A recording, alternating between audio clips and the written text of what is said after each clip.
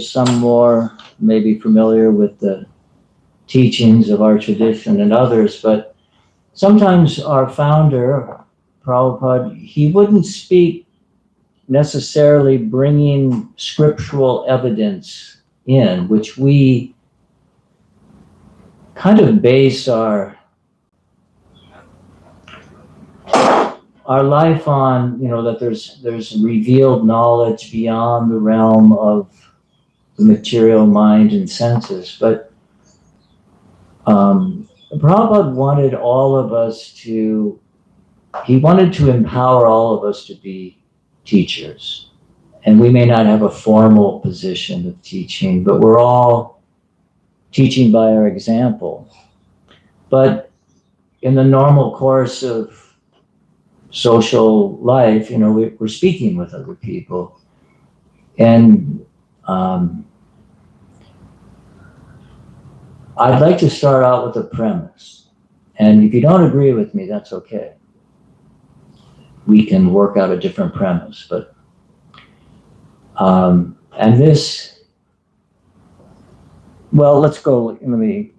let's define some terms here. Something that Prabhupada, our founder, for those of you who are not familiar, he wanted his followers to be independently thoughtful. And there's been some concern by not just people within our movement, but in general, in our postmodern world, there's a shift away from traditional institutions and authority even. There's a lot of questioning of authority, and we're coming in a little handicapped in the Western part of the world, Europe and America and so on, is that post the Enlightenment era, there has been sort of a shift towards individualism. And now, especially, you see, there's a real emphasis on like self-improvement. There's a real focus on developing yourself, your career, like a very sort of me-focused. And America's especially touts the principle of independence and freedom, which isn't a bad thing. It's just, it's very much ingrained in our culture. There's this idea of rugged individualism and pulling yourself up by your own bootstraps and so on. So,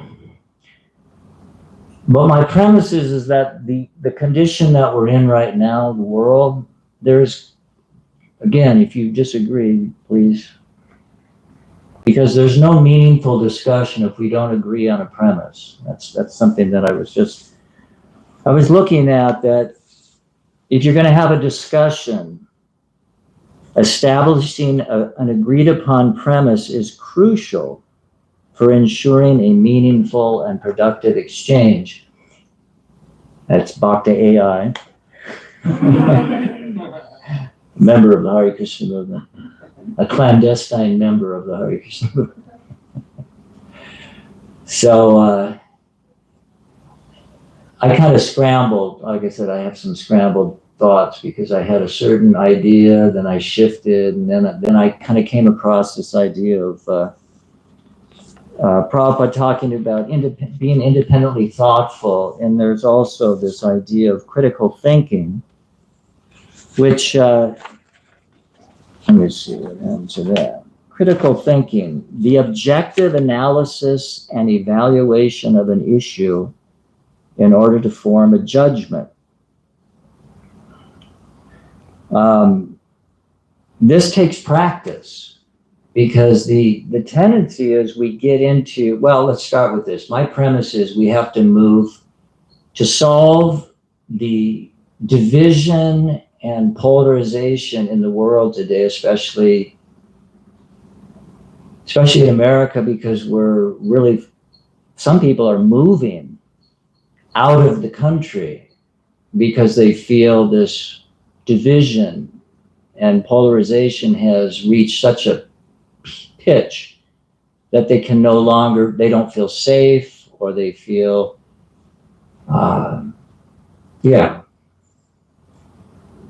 threatened. Their independence, their physical safety. Just like now we have this, sort of militarization of some cities, with the National Guard because of crime, there's fear. So, my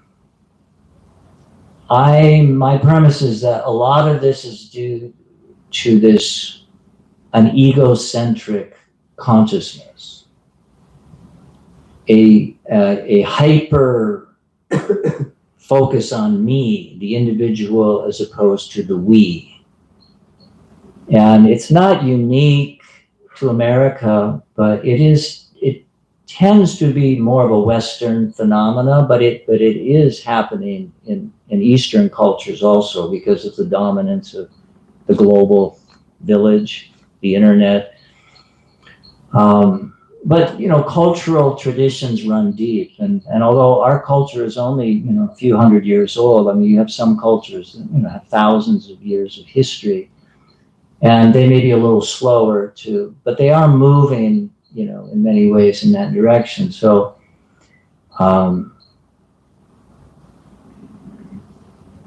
now many people, they're feeling this disconnection, this separateness, and sometimes it's put in terms of not feeling complete or whole. There's a lack of integrity in our inner and our outer life, and that causes discomfort. We're feeling unwhole, incomplete. I'm trying not to bring in scriptural thing because I'm trying to help us approach a presentation or a solution to the world's problems that we claim to have without bringing scripture in. Now you say, well, what's wrong with that? But see, not everybody accepts the idea, I accept science, I accept the Bible. Sometimes Prabhu would say, no, don't bring in Bhagavad Gita, don't bring about, your book says this, my book says that. So sometimes we have to start from a point of logic and reason, but we do recognize there is a limitation to that. But at least you have to start with some common ground if you're going to have a meaningful discussion with people. So because we are trying to really create a revolution in consciousness, and many people, because of the missteps of organized religion in the past, many people they have like a knee-jerk reaction. Organized religion, count me out. Maybe they have some inkling of what they call spirituality. I'm spiritual, but I'm not religious. And we have a sense of self in three different levels. Again, I'm trying not to bring in. It's hard because for the last, 4.5 decades, I've tried to look at the world through the lens of the teachings of the Vedas. But to be sensitive to where other people are at, sometimes it's helpful to think about another approach with the idea of bringing people ultimately to the conviction that, as Einstein said, you can't solve a problem with the same thinking that got you into, the problem. Something like that, I'm paraphrasing. So Anyways, my premise is that in order to solve this, really, it's an epidemic right now. It's called a loneliness epidemic. People are feeling so disconnected within their family. I have a brother. I don't have to, because this goes out on the internet. But family members are divided because of like the political stuff. Like some people, they won't go to holidays together, Thanksgiving, because of the anxiety, the production, your worldview is so skewed. Speaking of skewed, Prabhupada's picture is a little crooked there. Maybe you could straighten that out. Thank you.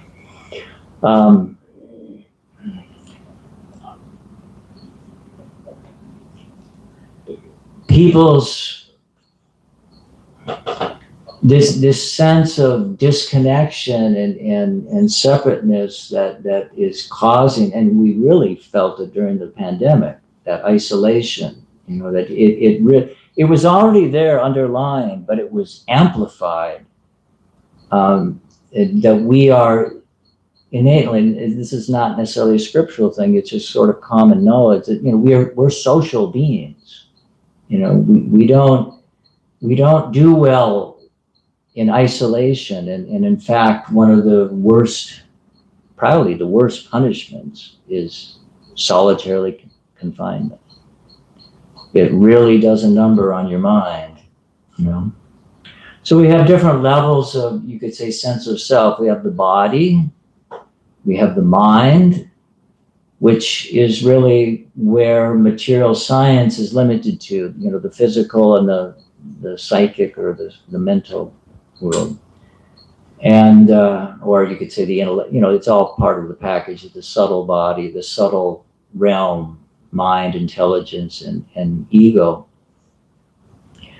So we may enter into an alternative, or we may approach trying to address this problem by finding a group to belong to. That belonging, the BE is an intensifier, and longing, it actually, the original meaning of the word was, literally means a longing, a yearning, a reaching to belong. And it later in the 14th century, I think it was, it took on that modern meaning of, being a member of a group. But that really kind of address, we have this longing to connect, to be a part of something greater than ourselves. So we can take that sort of me-centered consciousness and we bring that into a group. It could be a political group, it could be a religious group, but we may not actually have a transformation that is what is required, like a change in consciousness. And the offer of genuine personal transformation is something that many people are promoting through various means. Trying to think of why I'm sort of doing this. It's a challenge for me because I have sort of like I don't want to say a default, but I have a way of thinking and speaking that I'm trying to, this is sort of like in real time. I didn't have a whole lot of time to prepare. But even in our spiritual religious institutions, there's a lot of division. And how are we going to, even, because we're there's not actually a transformation of consciousness. There's just, I'm taking this ego, me-centeredness, and I'm dressing it in a different way. it could be a political ideology, or it could be a religious ideology. But then we run into the same problems that many people, they're looking to escape this separateness, this emptiness, this loneliness. And if they come into either a political or religious, or I don't know what, could be any kind of sports, whatever, golfing, I don't know, whatever, sometimes the activity is secondary. It's just you want to be around other people. So you may have a shared interest in some activity. But the nature of the material world is, we shift, our tastes change. And if we establish relationships with other people simply on something that we enjoy doing together, it's only one level of connection or friendship that's not very substantive. I think it was Aristotle or Plato, one of the two. Who's who? Where does it go? Aristotle was a student of Plato, or the other way around? Oh, Socrates and Plato. Socrates, Plato, and Aristotle. Okay. I think it was Aristotle. He was talking about friendship, and he said there's different types of friendship. One is like utilitarian. It's like a business. Like you establish a relationship with someone because you get something, it's conducive toward your business. You take somebody out for dinner or something like that. You have a relationship, but it's sort of like utilitarian. And then there's this friendship, and that's not necessarily bad, but it's not substantive.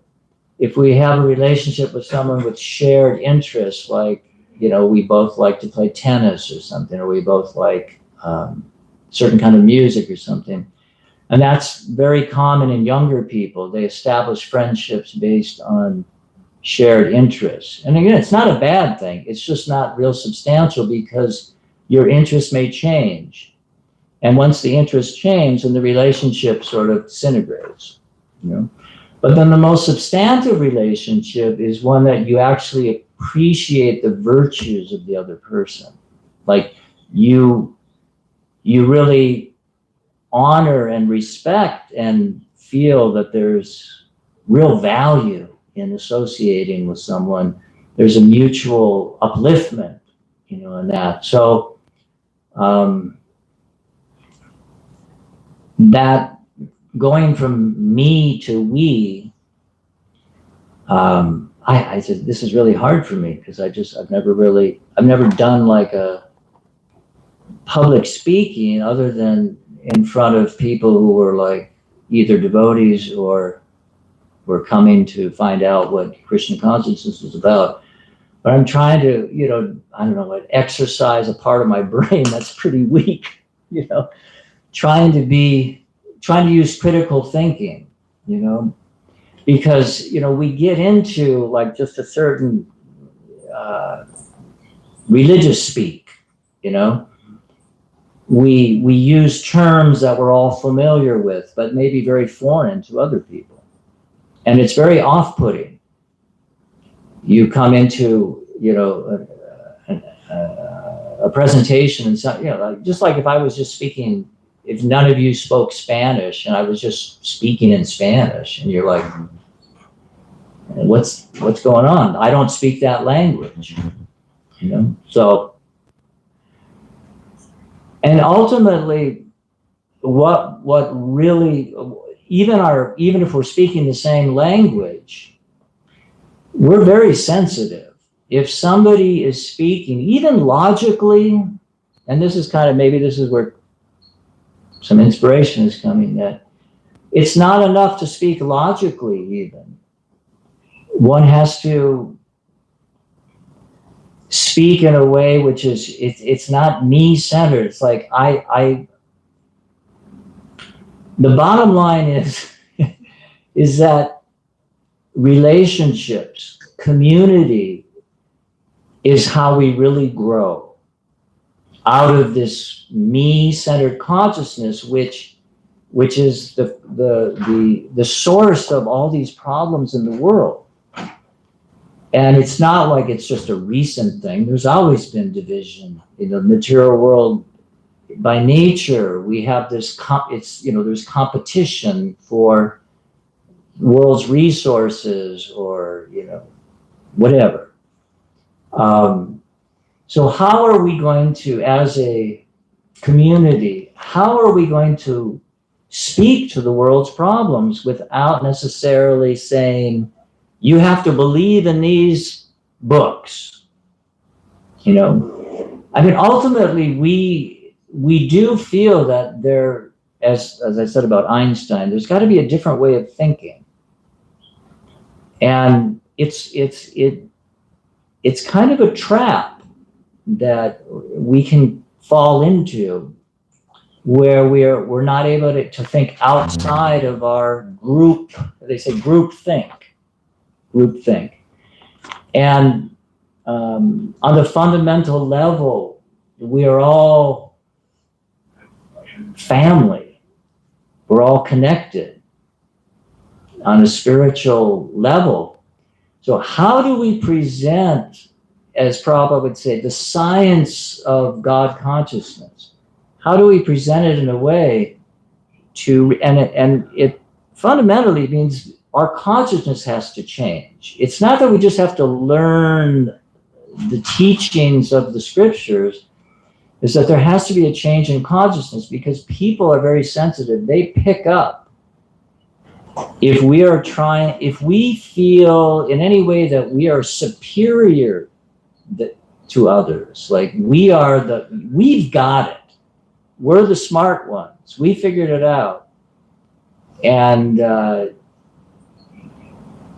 it's very difficult to have a dialogue, because people pick up on that, like there's an agenda. We are trying to, as they say, a person convinced against his will is of the same opinion still, People, it's important to speak logically and rationally, but if there's not a transformation in consciousness from that's egocentric to a God-centric, in our premise is that you really can't get out of that egocentric unless you go to a God-centric. But how do we communicate that to people without them feeling like you're trying to convince me to join your club?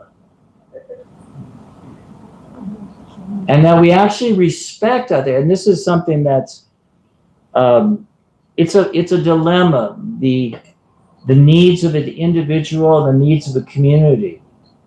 And in our tradition, we often speak of unity and diversity. How do we achieve unity and diversity? How do we address the needs of the individual and the community?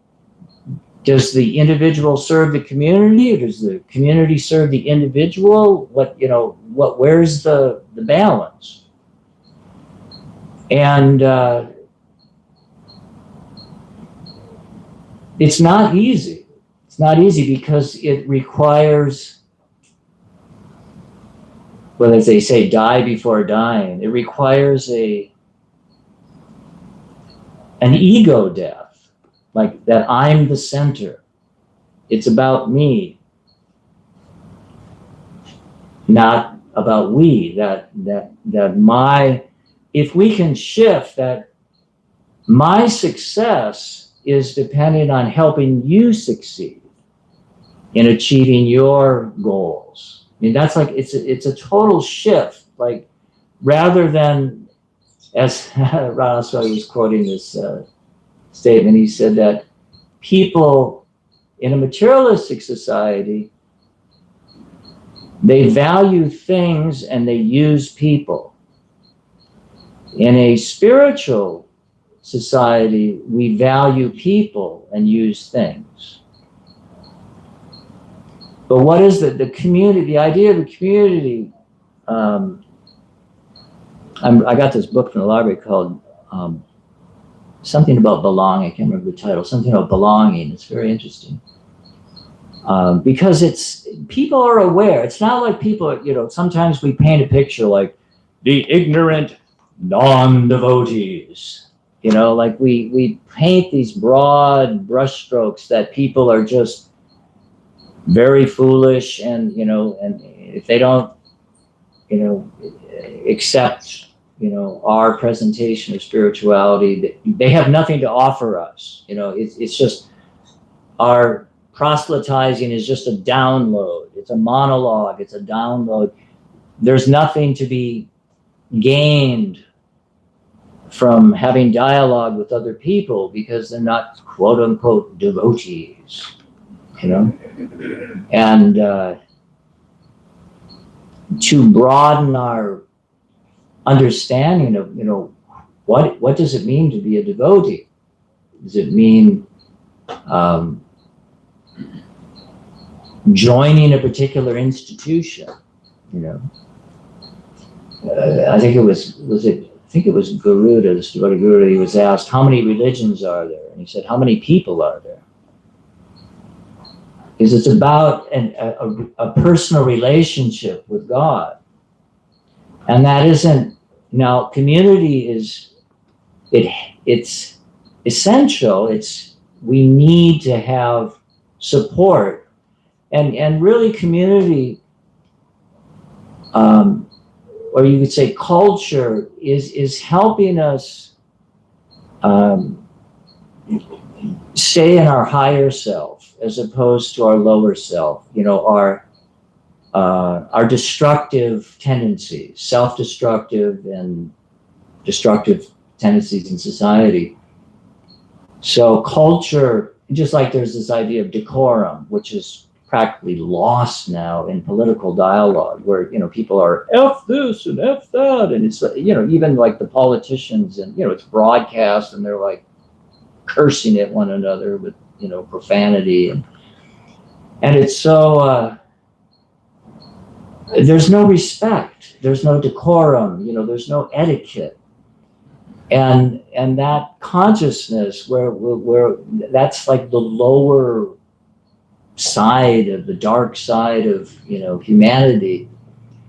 And culture and religion is especially meant to check those tendencies so that we can actually nourish one another and help us tap into our higher self.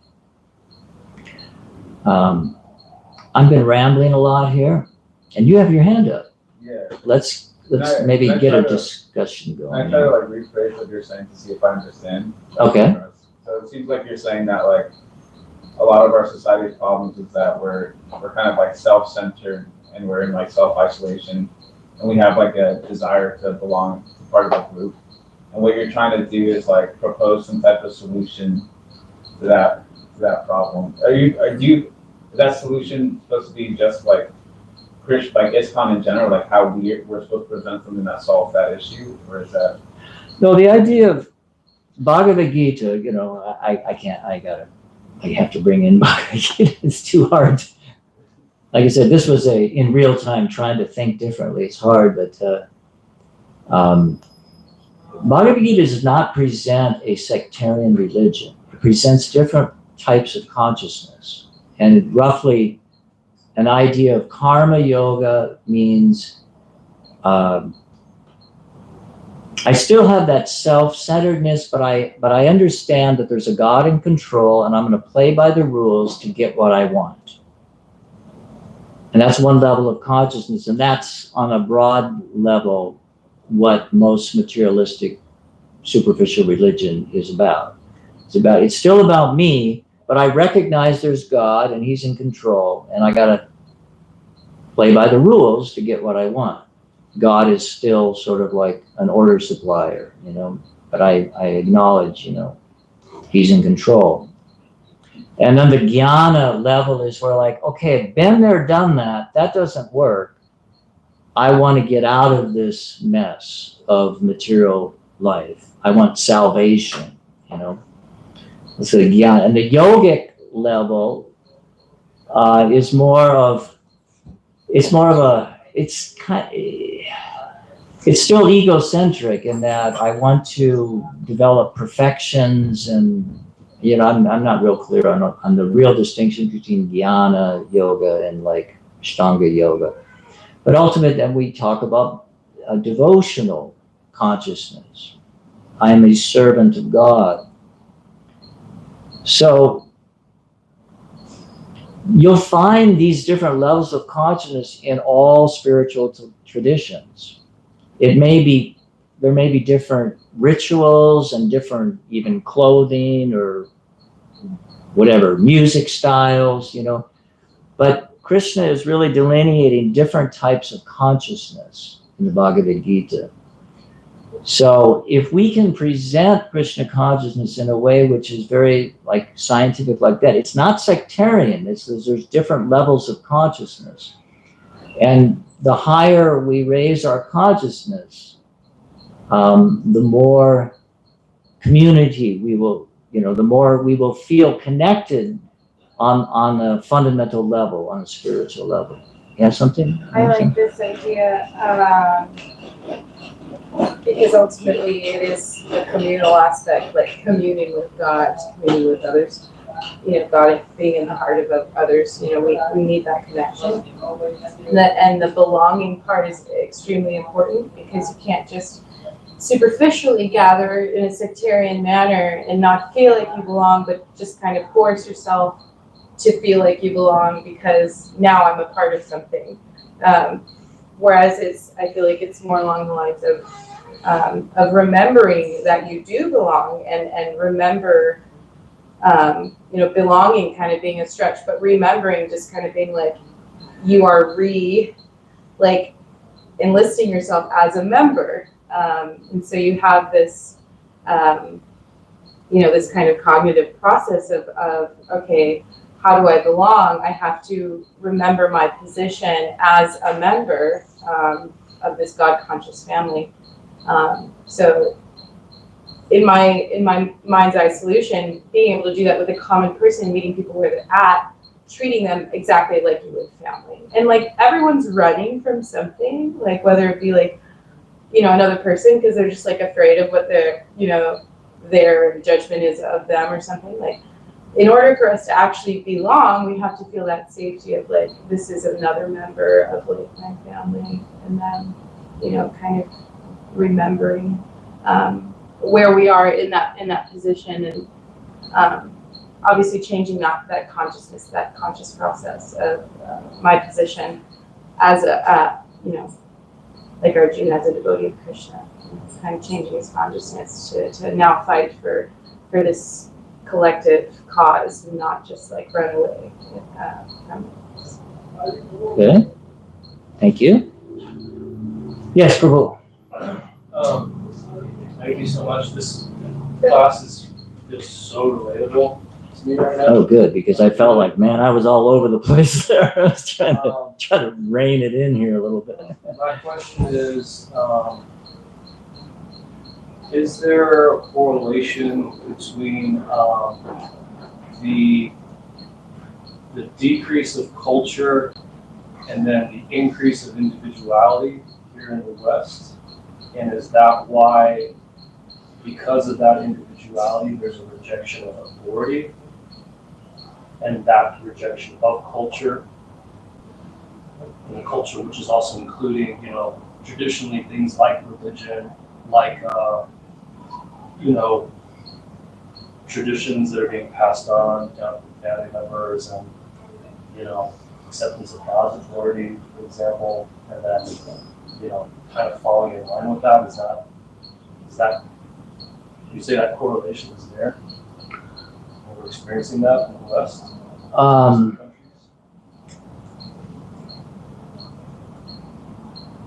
going to ask Tamal Hari. He's such a thoughtful person, and he's well educated. What's your take on that?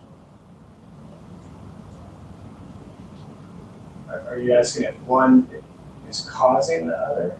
There's a correlation. Of the drop in. And when you say drop in culture, what do you mean by that? Well, I just mean like the lack of culture. And by culture, you mean what culture? Well, I mean America specifically. At least in my opinion, I don't think we have a culture, a predominated culture. It's just such a mishmash. Yeah. Everybody's just here for money, drinking beer and watching football. So that's not really culture. So I mean, like, more like, So the absence of that, is that just a corollary of individualism, or is it a cause? Is that what you're asking? yeah. Yeah. I think you could argue, at least my perspective, individualism could be filling that vacuum. Because we did used to have some kind of culture. It started that way. Yeah, it's all unraveling. You're even hearing secularists say now, like, I just listened to an atheist say we have to have religions. If we get rid of religion, our culture will unravel, because it's one of the moorings of an institutional mooring for a culture to have some sets of beliefs that guide our actions. And if that disappears, then so that was interesting. So maybe the individualism is filling that void, an attempt to fill the void.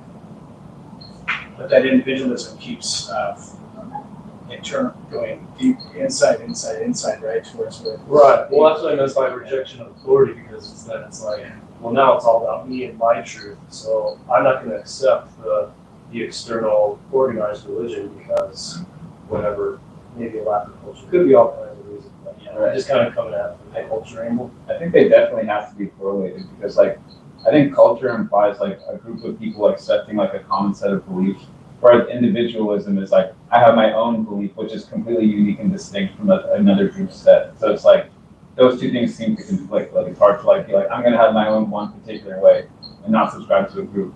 So then it's like naturally like culture is going to diminish because they're. And I think too, what I was mentioning is that when we can retain that sort of selfishness in a group, and now it's about my tribe against your tribe, and you've just expanded the level of your ego. it's not just me, it's my family, it's my community, it's my nation, my religion, and the science of Krishna consciousness is it articulates so well these different types of consciousness that, and I think the rejection of religion is that, or authority in general, is that there's been exploitation in the name of religion. I mean, big time. Some of the, as Richard Rohr said, religion is the best thing and the worst thing. Because when you retain that self-centered consciousness and you've got the authority of God on your side, you can really, like wreak havoc in society. You can just like, whatever terrorism, the Crusades or the Islamic terrorists blowing up, I got, I got a message from God, it's jihad. I'm not picking on the Muslim because, we've all got our terroristic tendencies, And, there's a lot of trauma in the world today because of religious abuse. So it's not surprising that people are like, well, I'm spiritual, but I'm not religious. Like, count me out of organized religion. And we can feel like we're having a transformation by adopting a new lifestyle, if you will, or, with religious dress. I don't mean literally dress, but I mean the group, and we may distract ourselves from our self-absorption preoccupation because we're learning something new, like but once we kind of get it down, we learn the ropes or whatever, then it's like, okay, now I can carry on my egoistic, my self-centeredness, and I'll just become,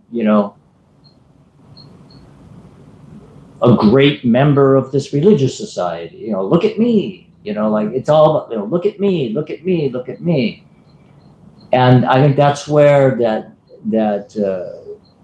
part, so what you're saying, is there a correlation between this me-centeredness and rejecting traditional institutions of authority? Yes, I think it's because when we don't transform our consciousness out of me consciousness it becomes very, very destructive on a group. It's like mob rule, and however you want to, it could be a secular nation, it could be a, religious war, but, people are being murdered, at the present moment, like in Gaza, and I mean, so like, I think if we're really going to be relevant to the world, we have to be able to address the problem of consciousness and not just tell people, join our religion. It's like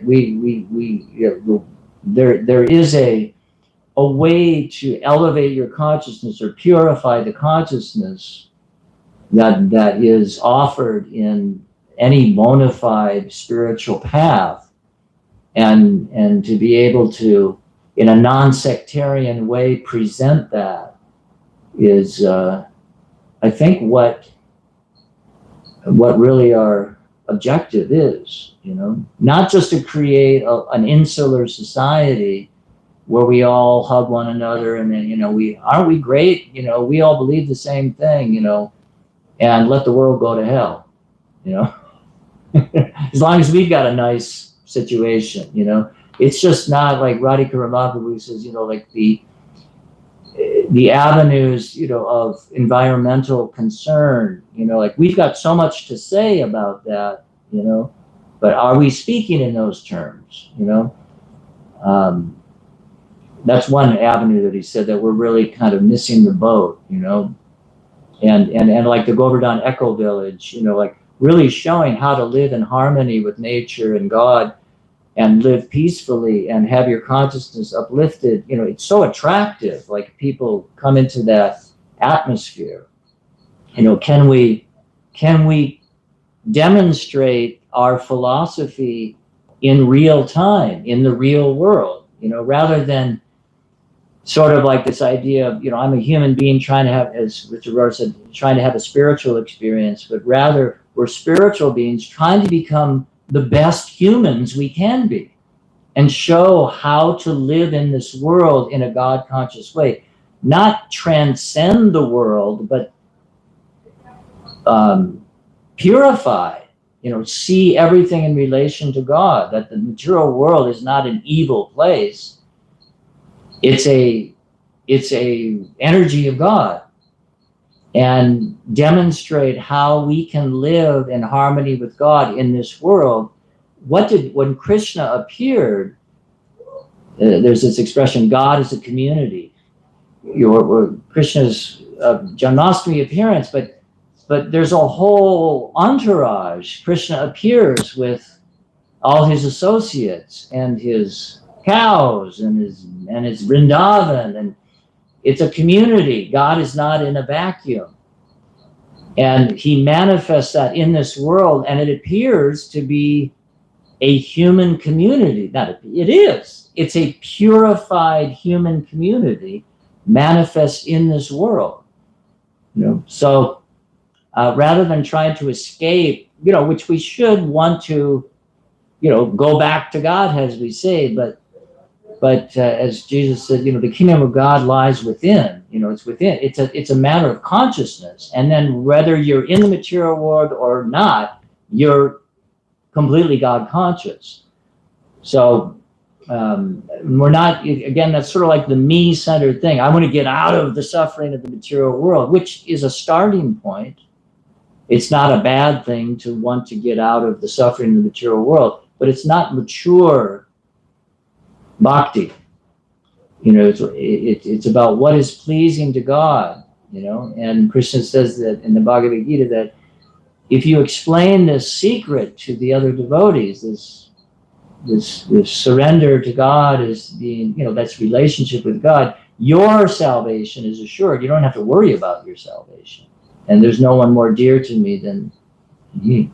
Somebody, yes. So what would be, thank you for those beautiful paths. What would be the most strategic way to communicate these different levels of consciousness to someone who is resisting being in a higher state of consciousness? Just how do you communicate without bringing in Shastra or bringing in, Krishna consciousness if you're trying to make them, The first thing that comes to my mind is our own example. Like I said, people are very sensitive. They'll pick up. If you are in a higher state of consciousness, people will feel that. There's something different. And that's like my experience is that when I met the devotees for the first time, it wasn't because I understood the philosophy. I couldn't make head or tails out of it. They gave me a book, Perfection of Yoga, and I was like reading it, like, Greek, But it was the sincerity of the devotees. Like I sense there's something different about these people. I'm looking for genuine people. It's the age of quarrel and hypocrisy. I was tired of superficiality. I wanted real people, and it was the sincerity of the devotees that it was literally kind of mesmerizing. Just the devotee looking at me with sincerity. It was sort of like, wow, like this is something different. Like these people are different. I can feel it. I couldn't articulate it, but it was like, this is what I'm looking for. I'm looking for genuine relationship, connection, So, we have, and this is another thing I didn't get a chance to get into, but there's a very interesting thing about going from simplicity to complexity to refined simplicity. You start out with, say, a premise. We have desire to be happy. That's kind of like a universal thing. Everybody wants to be happy. But like the way we're approaching it now, it's mixed. It's like our desires for happiness are mixed with this self-centeredness, So then there's a whole philosophy of how we are entangled in this world because of our self-centeredness and the modes of nature and so on. But the other end, like you can get lost in the complexity of the philosophy.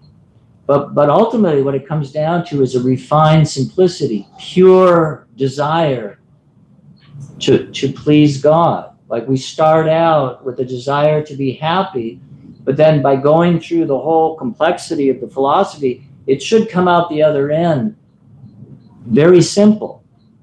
The residents in Vrindavan are very simple. They're not big philosophers. The most exalted devotees are these simple cowherd girls, and they don't even recognize Krishna as God. He's just their lovable, Krishna, my son, my cowherd friend. There's a, we can get locked up in that gyan and that philosophy, which is important. It's a stage that we need. And, Krishna speaks of those who approach him, just to relieve their distress or their monetary problems or they're inquisitive.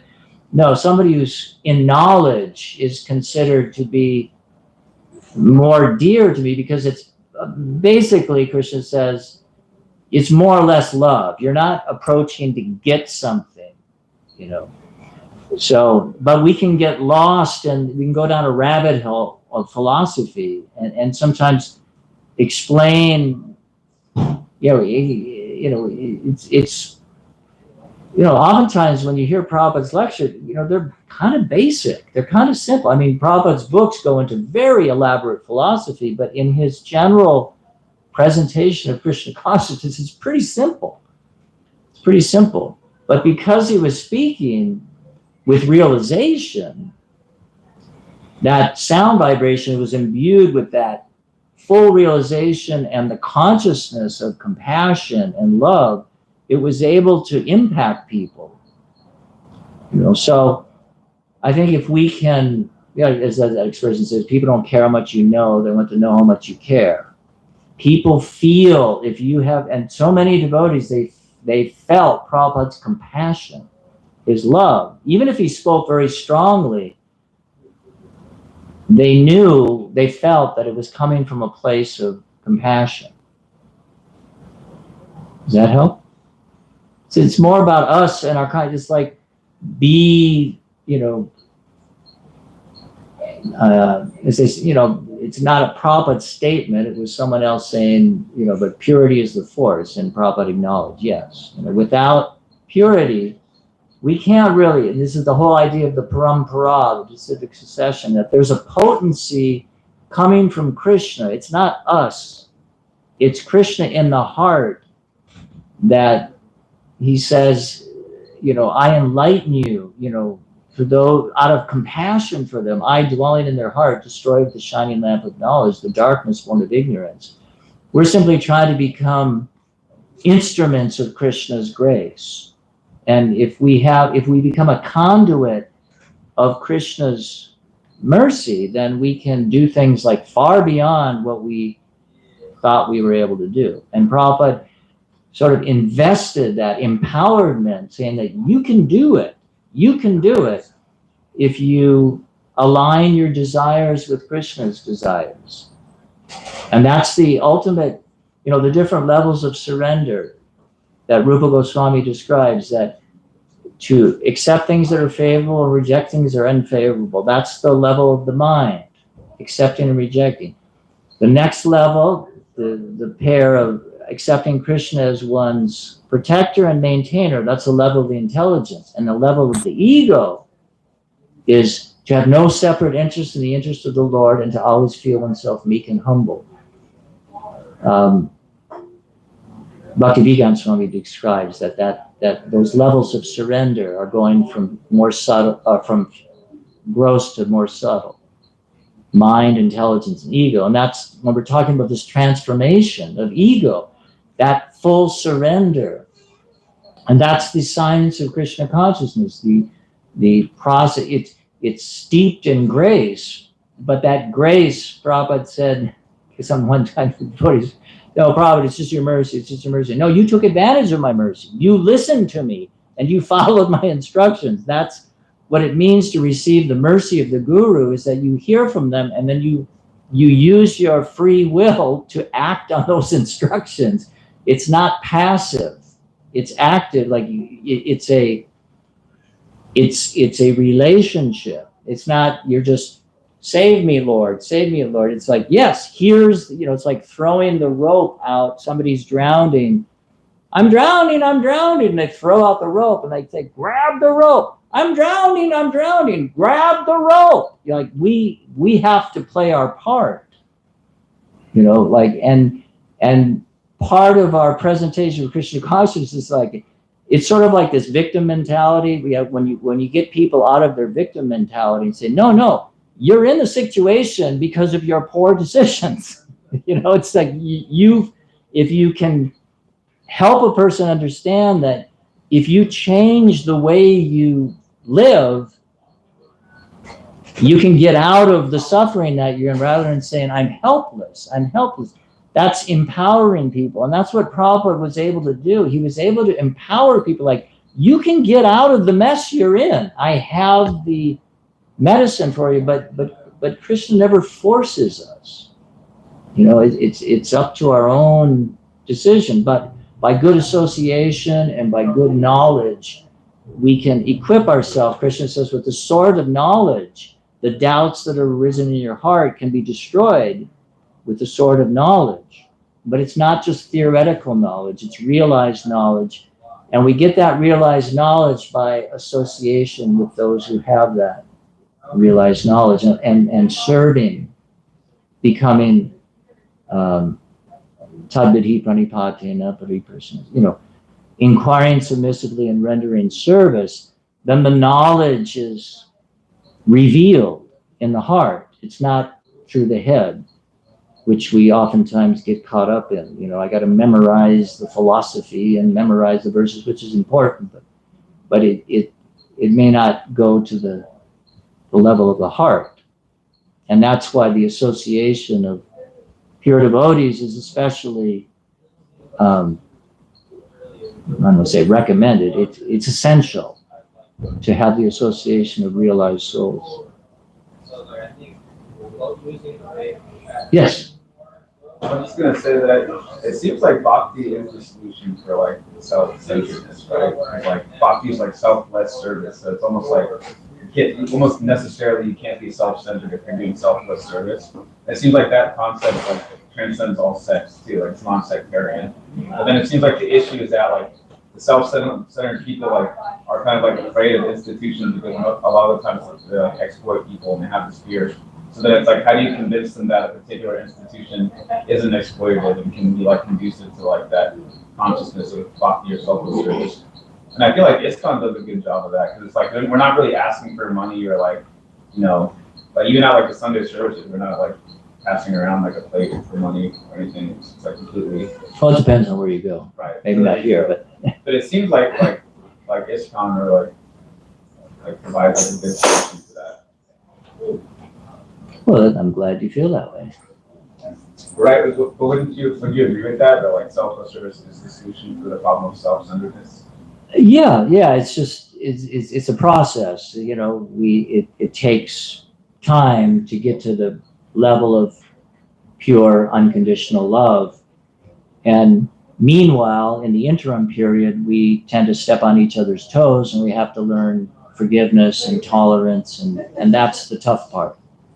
Is that and it's especially difficult when you're in a spiritual community where you think, no, these are the people that are not going to exploit me like I got exploited outside, but then we're all still conditioned souls and we're all working on it. And it's sort of a kind of a utopian idea that just because someone takes up the practice of spiritual life, that they're not going to exploit or step on my toes or whatever. You know, it's a hospital. Like when you go into the example that you go into a hospital, you don't expect to find healthy people.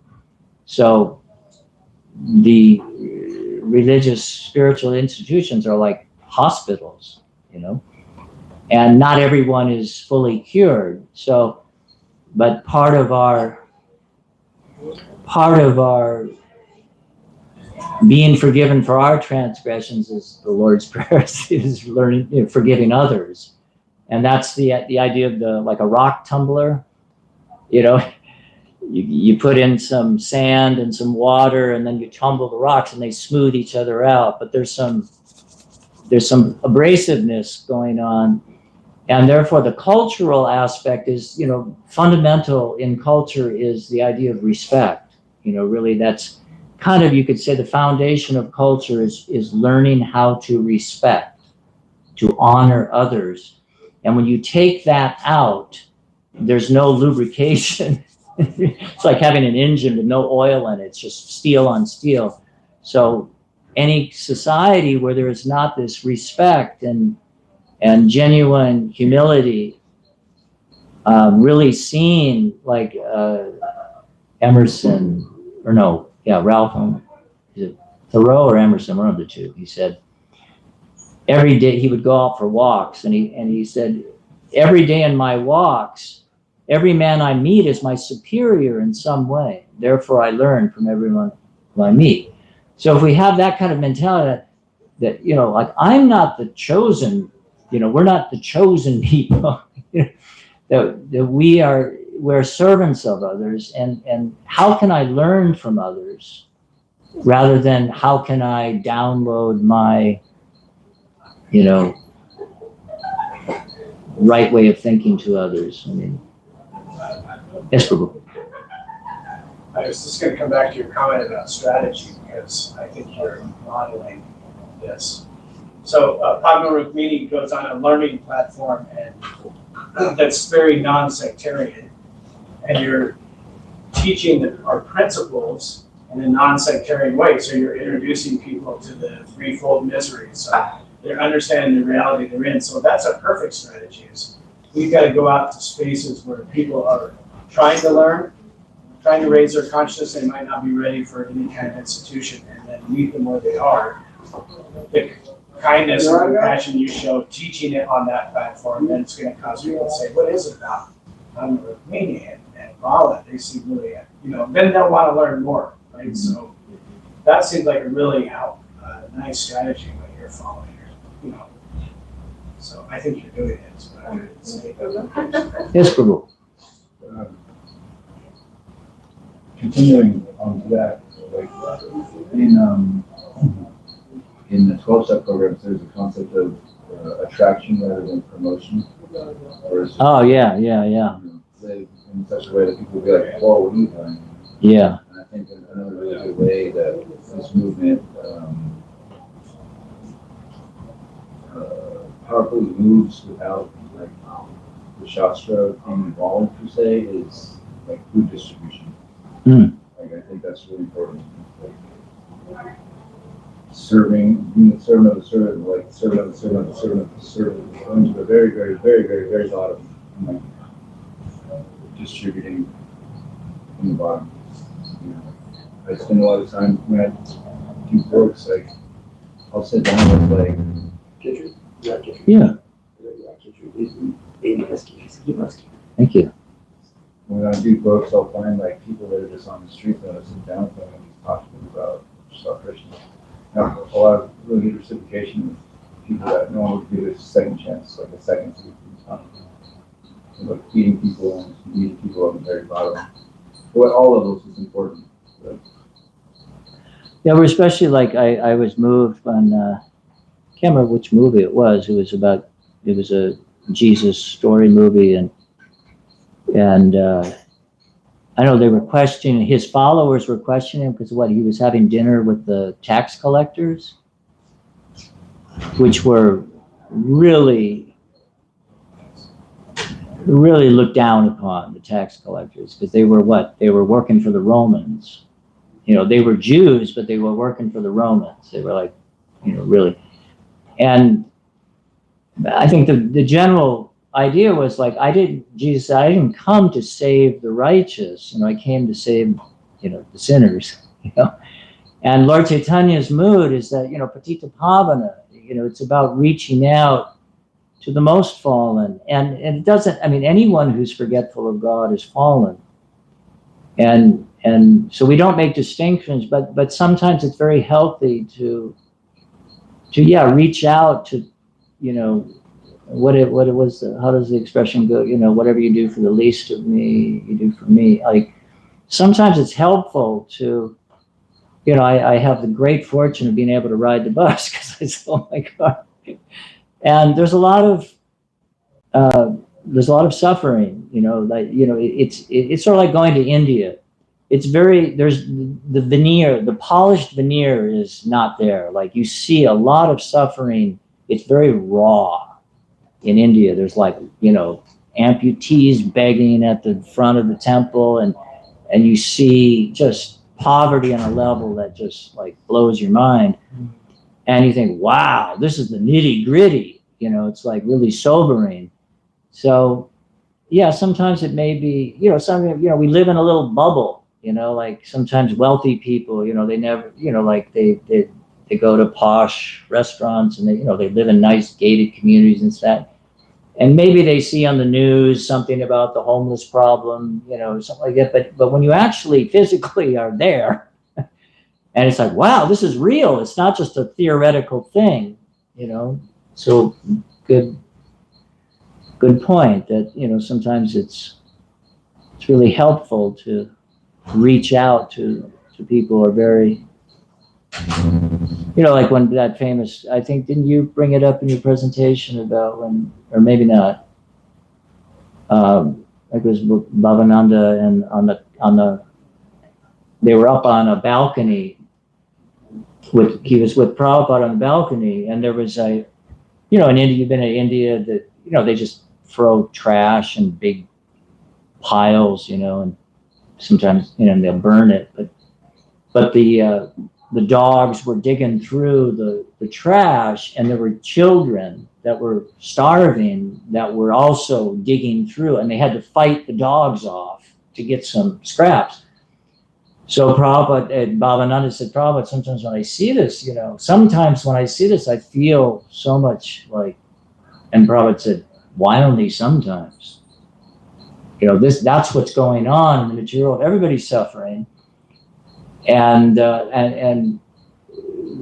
one definition Prabhupada gave of a Vaishnava is that they feel for the suffering of others. And sometimes we can get in a mode of goodness and piety and, relative comfort in the material world, and we forget that, we get comfortable. We're in our comfort zone. I got my nice devotee friends, and we have a comfortable, beautiful temple and this and that, but it's that going out and out of our comfort zone that really endears us to the Lord. And that was, Prabhupada practically begging us, like, the world is in such a state of suffering and we have the medicine. Please, accept the medicine yourself and give it to others. And that's sort of the idea of we become uplifted by trying to uplift others. That's how we really make the most tangible spiritual progress, is because we're in alignment with the desire of the Lord. And then you develop this intimacy within the heart, with the Lord. And that's where,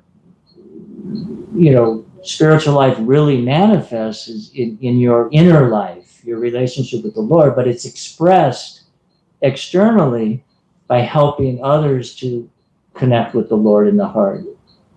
So that's a good point. Getting late. Maybe we got a busy weekend. Maybe we should wrap it up here. Thank you very much for your attention. I apologize. I was kind of scattered, and maybe I'm always like that, but thank you for your participation. Hare Krishna. It's this whole tab that controls the man. There's a switch. There's a switch on the wall. Switch on the wall. Because this is going the wrong direction, so that's why we had this air fryer effect in here. It's supposed to be going the other way. I have one right there. So we were feeding all the hot air down the walls where we were sitting, Like the salt and everything. instead of creating the wind chills. It's the yogurt. Yeah. Okay. But is that yours? No, we got. Okay, great, thank you. I came, Maybe I have to wrap this one up. Okay. a Tuesday ago, Oh, for a little bit of class? yeah, Okay. and then I've seen online you guys had more stuff. Subal, hurry, I feel I like didn't know it was like, I need if I was. mentoring. Oh, you always welcome. Everything we do is public. Oh, Yeah, okay. you're welcome to do it. You enjoy the food? Oh, yeah, I've been wanting some like just rice and vegetables, and that's That's pretty much exactly what we do here, rice and vegetables. Thank you, Ganga. what. Yeah. It got really hot and I went out and then I got caught in this, thank you for coming. Oh, yeah. Good. You can go right Yeah, now. yeah, it's been a Kind of distraction. Are you sure? Yeah, we'll take it out again. What city are they? I ended up going out and then Thank you. I was going off with prasad and then all of a sudden I got caught in burning deities. Oh, wow. This house temple and I was An air base? happily engaged. I do love, yeah. But it's Yeah. Oh. Really beautiful.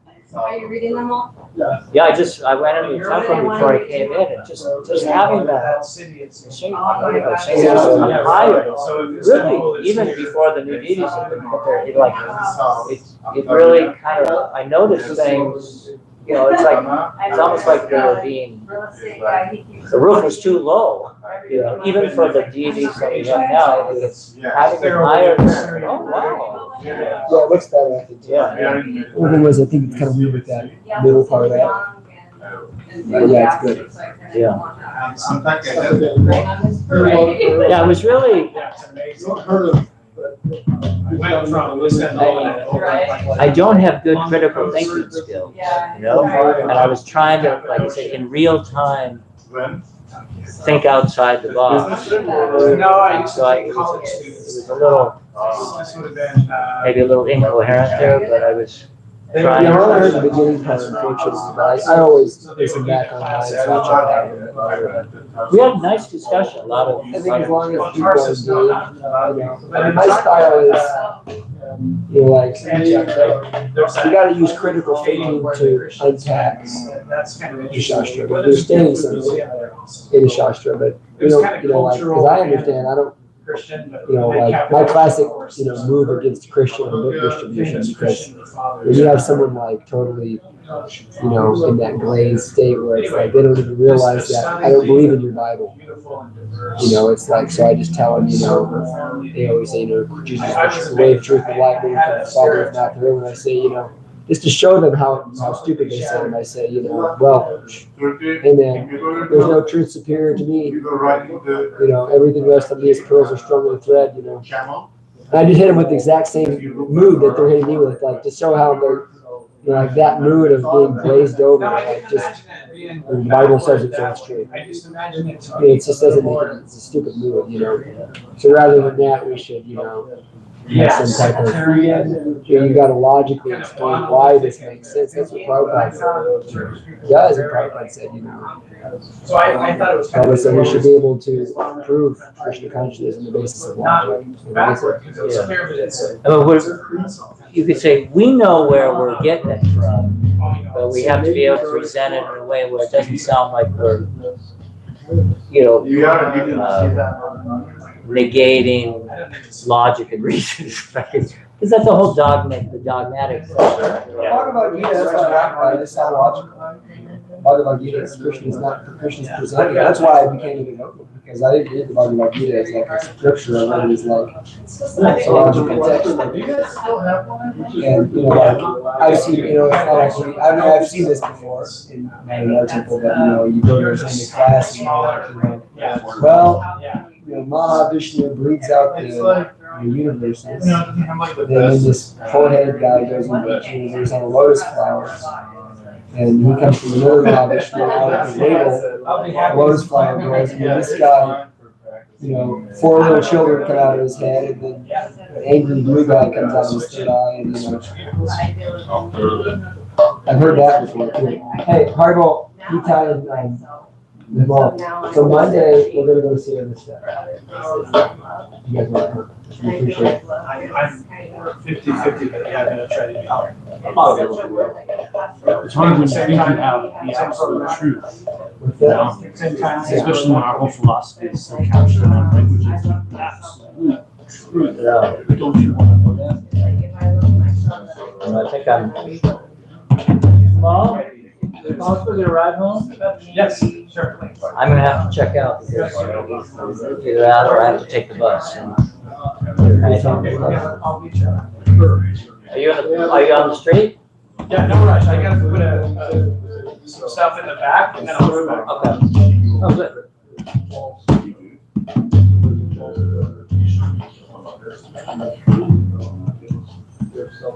I know, I guess I wasn't, I was trying to think in terms of how sometimes Prabhupada would interact with the devotees to teach them how to preach without quoting Bhagavad Gita. Sometimes he said, don't bring in Bhagavad Gita. Our Guru Maharaj, you know, he doesn't really talk, he doesn't preach. You know, he'll read a verse in the end, but most of the class is just shloka.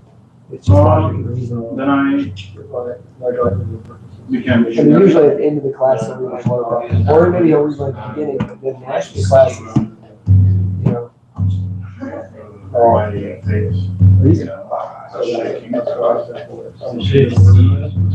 Later, Kirtan. I guess not. But we sing. Hey, you be a mom? Amazing. I just gotta carry the duties from Mother Sonia's house to all the. I wasn't decided, it's like. What time is it? 6, I think. Yeah, I learned from something, you know, something from when I went, when I went out, Ooh, yeah. I'll be at the Sadhu meditations, live in Krishna, big, they're like this big. yeah, bigger than Gorney. They're like the size of Gornitai, full, from hands to base. Oh, really? I think They're about the size of Gogi Thai. They're also like chunky. They're chunky. But they're gonna be in the same spot as Bhattava now? Yeah. They're debating whether to put them in the middle or not. And I think I was one of the proponents of keeping Gogi Thai in the center. What would you say your goal? So that's our move. I mean, I think What would you say like your goal in life our Gogi Thai are really reciprocal. And I just feel like it's something really special that is? And suffering? I get so much shocked I don't wanna come back. out of Gogi Thai in the morning. The desire to preach and all that, and like their blessing us in so many ways. And successful. Today I've been like dealing with the sannyas ministry because of Balaram, Can't put a good place. and like they're like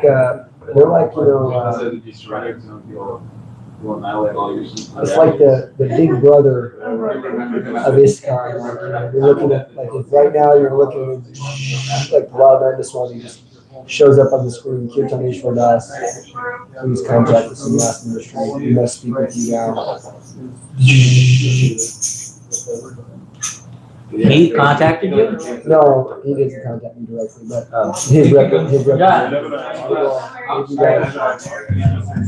his representatives. They're like investigating Balaram, you know, he always activities for the improvement. So anybody who's like with him, like it's kind of like find you. It didn't really feel strange, like it feels like you're like it's almost comical how like it's like they're like always watching you, like What's that? What do they call it? Like the police force? There's internal. What do they call it? Internal investigation. yeah, military police style thing. Yeah. No, but there's a thing they call them. There's a certain thing they call them. You know, when they're investigating the other officers. Internal affairs. Yeah, I mean it's. How old is Balaram? 35, 37. 37. I thought there was some rule that you had to be a certain age. Yeah, 40. Oh, is that? So what's his time frame? When he turns 40, it's on. Oh, okay. I know, I don't believe I am alive. I believe it's exactly. Now he's very sincere. It's nothing. Talked to him for like 2 hours yesterday. Why I'm here, I know that's. Yeah, he was in LA My point is, the other day. He gave Bhagavatam class over in Okay, he kind of reminds me of Giri Raj Swami, like. It's like little earwax. Yeah, it's very similar. very simple and straight, very pure and simple.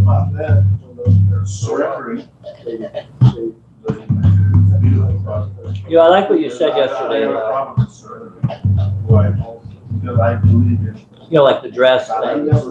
It's really about the character of the devotee. But, it makes sense too, though, that, to explain people, like, every tradition has their monks, It's not like, you gotta be in monk mode.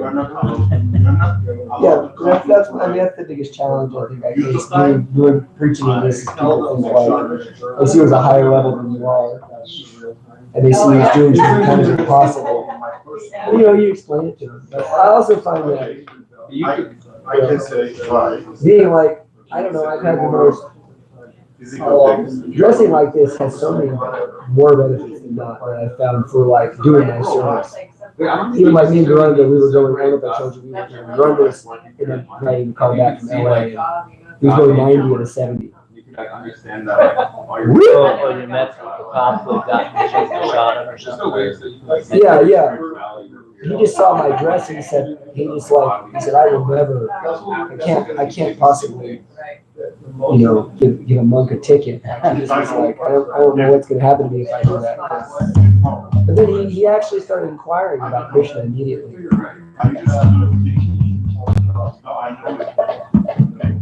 But, yeah, I mean, I think there's both. I mean, I don't dress like this when I go out. You know, in San Diego, where you see them or whatever. I went some balling on the pants one time. It looked like we were saying we wanted to go. My perspective.